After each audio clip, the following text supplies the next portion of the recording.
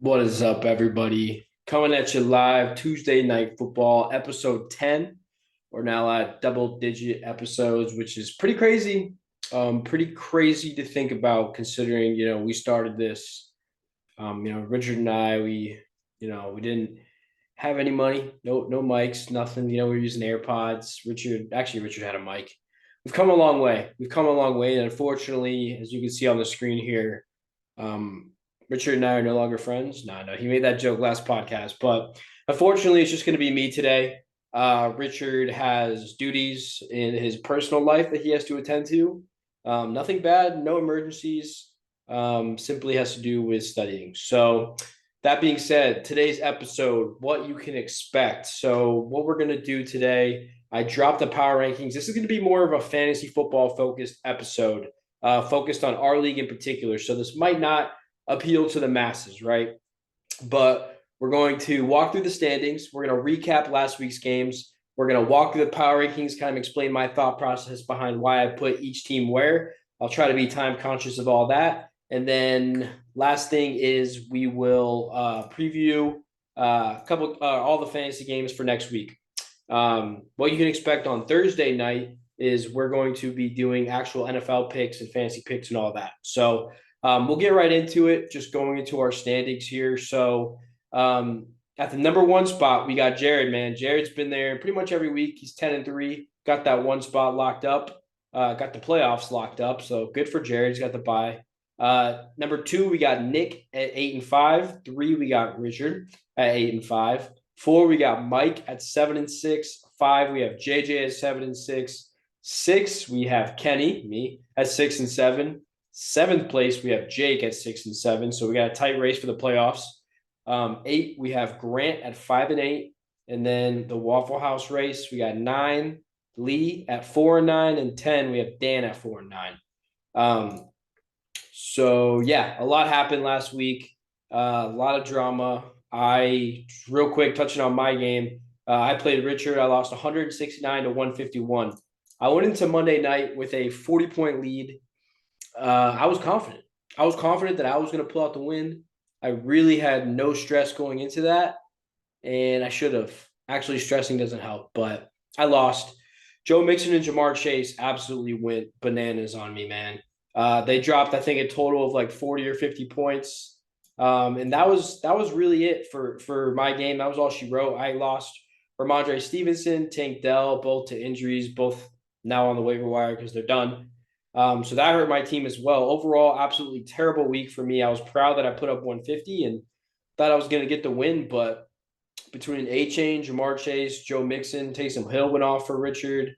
CJ Stroud's always pretty solid, pretty consistent player. Both of our defenses went crazy. But yeah, I mean, Richard, I had a lot of doubts about his team coming into this week. There's some drama with the power rankings that unfortunately he's not here to talk on. But yeah, no, he pulled out the win. So moving on to the next game, we got Mike versus Lee. Lee tried his best, but he couldn't get it done this week, man. Couldn't get it done this week. Mike had a very, very well-rounded effort from his team. Cooper Kupp finally got in the end zone. Jalen Hurts kind of started slow. They got destroyed by the 49ers, got absolutely destroyed. But Jalen Hurts still did well. Bijan didn't play that good. Singletary didn't play that good. But Devontae Smith, McPherson, Chargers defense, all of them came together and they got it done against Lee. Lee's team, he had a great start in Jake Ferguson, but between Hollywood Brown dropping a donut, Dallas dropping -4, his running backs didn't come to play. Garrett Wilson didn't really come to play. Mike Evans was a bright spot, but yeah, not an all around good showing from Lee. Third game here, we got Jared versus Jake. This was kind of a blowout. Sorry to say that, but it was kind of a blowout. Jared put up 156. Jake put up 96. So do the math. That's a lot of points. But yeah, no, Jared's team was the headline. Tyreek Hill, guys in cheat code. AJ Brown finally came to play for Jared. Nico Collins, some might call him Nico Ballin. 34 points from Nico Collins. That was enough to get it done. Deebo Samuel went absolutely nuclear for Jake, but it wasn't enough to get the job done. Jared got the win there. Going to the fourth game, we got JJ versus Grant. JJ took the dub 121 to 88. JJ had a really good showing. CMC, Michael Pittman balled out. Isaiah Pacheco balled out. On the other hand, Grant is very reliant on the Chargers and Lions. The Chargers haven't really been clicking as of late. The Lions also kind of not really clicking right now. So unfortunately, that was the reason that Grant took the loss. JJ moves to 7-6, pretty solid position to make the playoffs. And then last game, we got Sweet Boy Dan versus Nick. Nick went off. Nick's team is going crazy. Travis Etienne, Trevor Lawrence, unfortunate injury there. But Travis Etienne, honestly, Nick is the Jacksonville Jaguars. Raheem must start. I like that little nickname there. DK Metcalf went crazy. Trey McBride, actually just bought a Trey McBride jersey. He went bananas. Derrick Henry, Kyron Williams. I mean, Nick's team is deep. Nick's team is dangerous, and he took the dub, even though the CD Dak Prescott stack from Dan still put up 153, but Nick put up 182. So that's hard to beat. So that was just a quick recap of the games. And something that I wanted to touch on was the power rankings. Okay. So power rankings, the league here, we saw them today. I'm going to run through them real quick and just kind of give the State of the Union on each team and kind of where I think each team is at.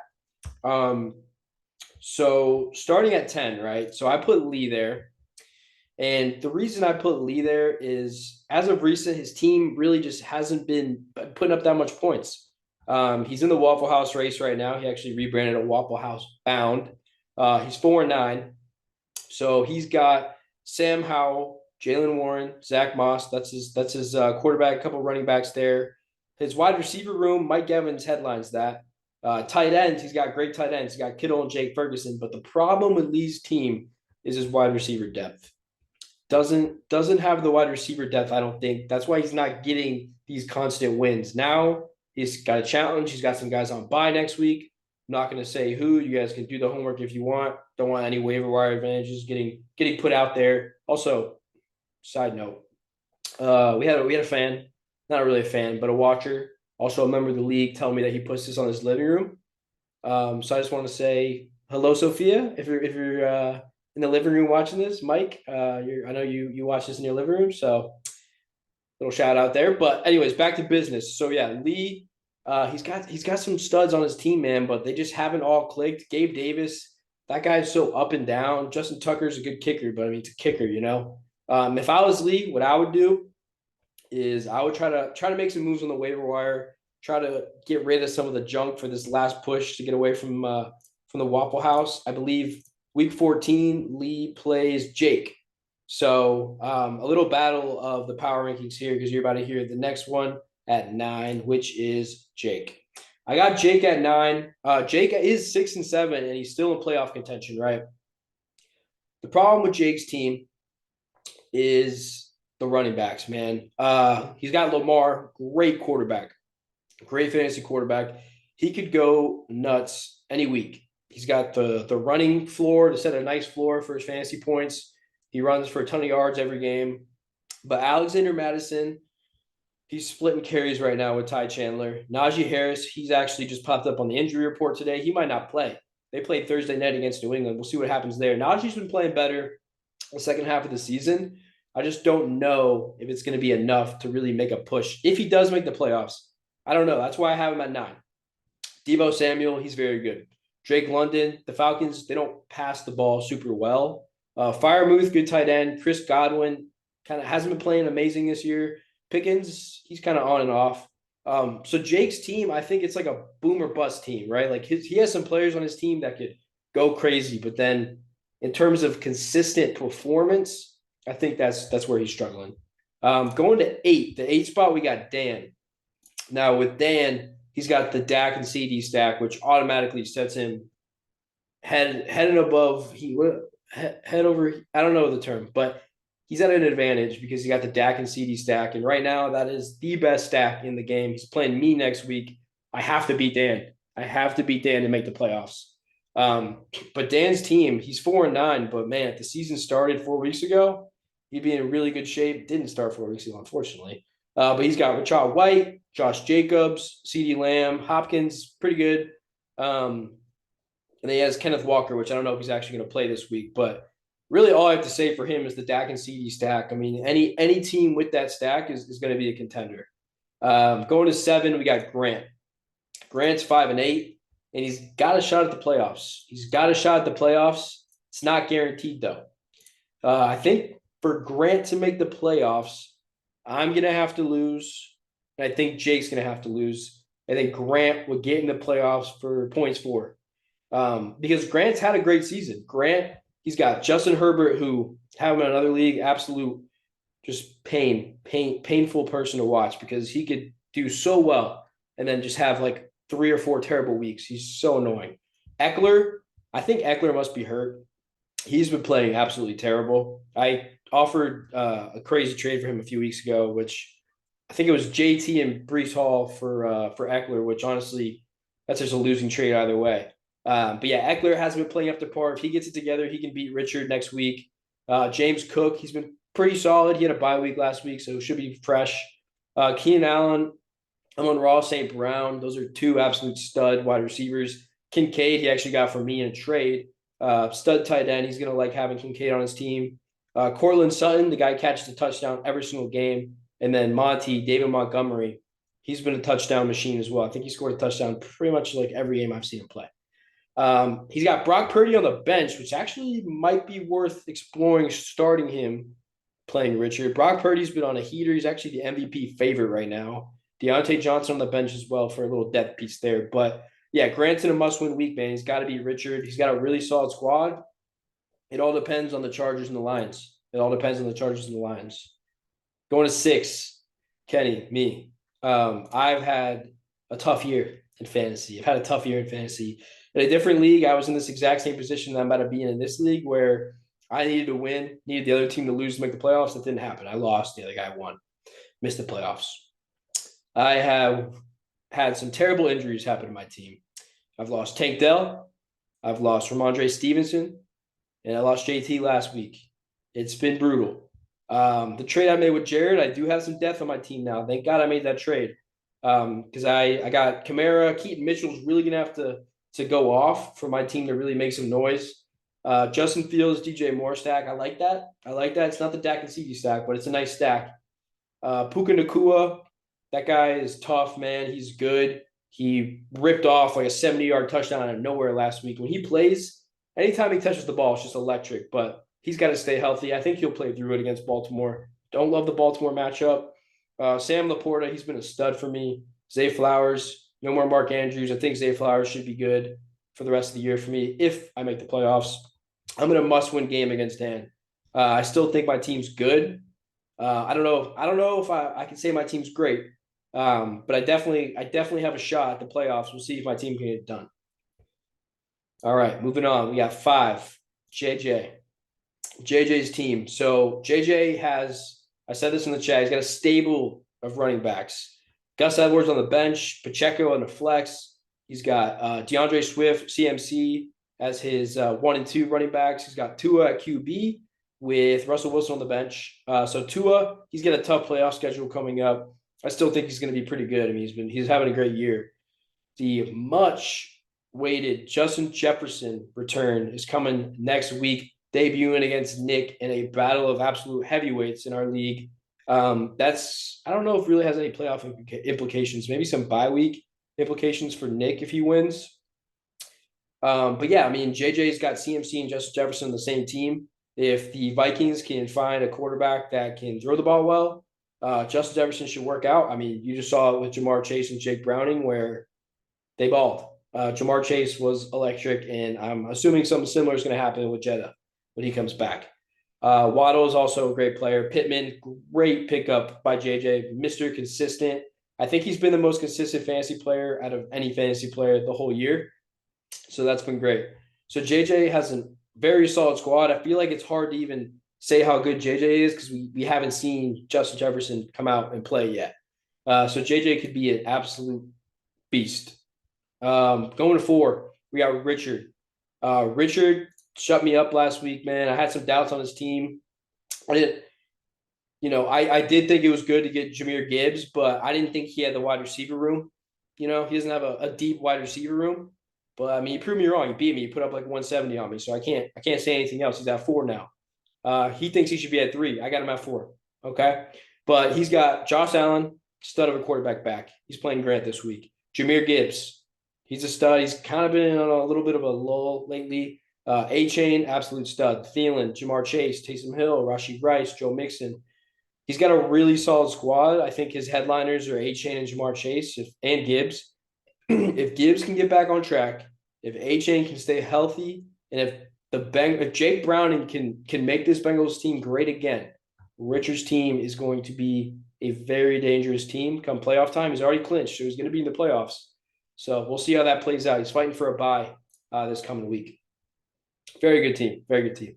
At 3, we got Mike, the Philly Specials. Led by Jalen Hurts, who has been a great fantasy quarterback. The stupid tush push gets him guaranteed points every game. He's got Saquon, the absolute workhorse. He's going to be a solid running back each week, just due to volume. The Giants rely on Saquon. The Giants are actually kind of turning a corner, which I did not expect. I thought Saquon was going to suck. But he's been playing pretty decent. Bijan's got Tampa Bay coming up next week, which our run defense has been not as good as it was. Bijan's got a great playoff schedule. Regret trading him, to be honest. Stephon Diggs, Devontae Smith. We'll see how Devontae Smith does when Goddard comes back. When Goddard leaves, Devontae Smith is a GOAT. When Goddard's there, he kind of disappears sometimes. Not sure why. I think the target share there. But that would be something to watch. That might weaken Mike's team a little bit. Christian Watson, don't know his injury status, but if he plays, that's going to be dangerous. You got Travis Kelce, obviously good. Cooper Kupp, if he starts clicking. I don't love Mike's bench. He's got Ridley. Ridley's like, okay. Dotson's not really a factor. Dearness Johnson's a backup. Singletary splits carries. So I don't know if an injury, God forbid, were to happen to Mike's team. I don't know how they would respond. His starting lineup is elite. He has Super Bowl potential. Number 2, we got Nick. Nick is a beast, and I've been saying that. At the trade deadline, he got Henry and Kyron. Those guys have been balling for him. Trevor Lawrence and Kirk getting hurt hurts his team a bit, obviously. No pun intended. It hurts his team. He's got Ford on the bench, Olave on the bench, so I think he can survive a little bit of damage. He's going to have to find QB quick. Because, not having Trevor Lawrence is going to hurt him a bit. But Travis Etienne, Raheem Mostert, 2, they got to be both. I haven't looked, but they got to be both top 5 running backs this year. Devontae Adams, DK Metcalf. If Metcalf starts going off, that's going to be wild. He's got a problem because Trey McBride's on bye next week, so he's going to have to pick up a tight end. Derrick Henry, nicknamed Thanks Jake, and Kyron Williams are in his flex. So, Nick's got a solid squad, man. He has the potential to put up those 180-point weeks. So all that being said, we'll see how it plays out with the injuries, but I think Nick's got a really good shot. Right now he has the bye going to the playoffs. And then at number 1, I'm out of breath. At number 1, we got Jared. Jared is 10-3. Jared has been absolutely dominating this season. You call him the regular season champion. We'll see if he can get it done in the playoffs. He's got a very solid squad. Patrick Mahomes, obviously, is quarterback. Javonte Williams, Tony Pollard. We'll see how Pollard does. He's playing Philly this week. Not a great matchup. Who's Jared play this week? Plays Mike. Javonte Williams being on kind of a downward, but I won't be down on his team because he's got a 2-man absolute just insane combo of players. He's got Tyreek Hill and A.J. Brown. Those two could erupt for 80 points just combined right there on any given week. 80 points is a little high, but they could both erupt at any time. Nico Collins, his value just skyrocketed, so good for Jared. All year I've been like, I don't want Nico Collins. Now I wish I had Nico Collins. He's playing the Jets this week. Not a good matchup, but still. Playoffs is going to make noise. Breece Hall, he's been kind of eh. So Jared's weakness is really his running backs, but I think his wide receivers, and if his running backs can come through, he's got a good shot to go all the way as well. So ultimately, that wraps it up for the power rankings. Hope you guys enjoyed that. Hope you guys stayed and listened. I am completely out of breath. Just real quick, last thing, matchups next week. We got me versus Dan. A lot of playoff and Waffle House implications on the line. We got Lee versus Jake, Jared versus Mike, JJ versus Nick, and Grant versus Richard. I'm in a must-win game. Jake's in a must-win game. If Grant wants a shot at the playoffs, he's in a must-win game, and then vice versa. Lee's in a must-win game, and Dan's in a must-win game because if they win, they can escape Waffle House. And then the tie is unfortunately going to be points for next year. We'll talk about the toilet bowl and all that. And then Nick is fighting to keep his bye week spot. So we'll see how it all plays out. Tune in Thursday for the next edition of the show. We will be going over our fantasy picks and our NFL picks. We've been absolutely on fire. Richard and I had a pretty good week last week. I think we both finished with the same record. But we'll bring you that Thursday. As always, appreciate y'all tuning in, and we'll see you on Thursday. Peace.